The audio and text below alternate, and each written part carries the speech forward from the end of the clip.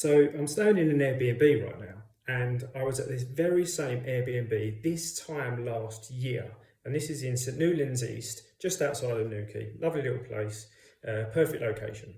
Anyway, that's not the point of my video. The point is that this time last year, I had a kind of aha moment where I read a book. You know, when you have a holiday book, I read a book called Rich Dad Poor Dad. Okay, now many of you will know Rich Dad Poor Dad, especially those of you that are in, investing in certain things like property, for example. You will probably know of that book, and it might even be the reason why you got into it.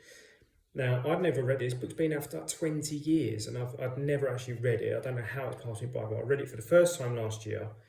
And it's all about assets and liabilities. Now, assets puts money in your pocket, okay? So things like property, where you let the property out and someone pays you to stay there, that's putting money straight into your pocket, plus equity growth, that sort of thing, okay? But then you've got liabilities, which take money out of your pocket, which in theory, if you think about it, if you've got a mortgage on a house that you live in, that's actually taking money out of your pocket. Right. Now, in the end, it might become an asset, or it probably will become an asset because of the equity that's built into that. But actually, at the time, it's classed as a liability, believe it or not. Anyway, so that was last year, and I was staying in this Airbnb, paying more to stay here for 1 week than I do to stay in my house for 1 month.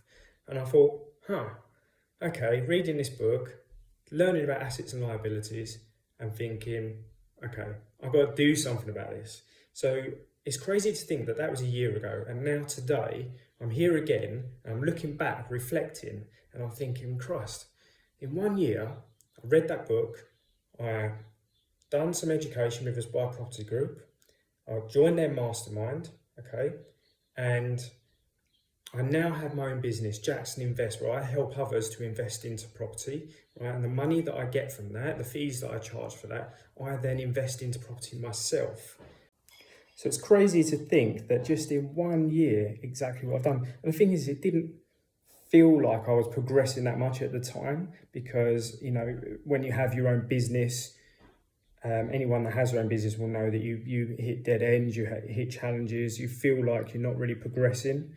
At times you have overwhelm and all of these things, and that's one of the things that I'm really working on at the moment, is mindset and how to push myself forward. But even so, when I look back, actually it's amazing how far I've come.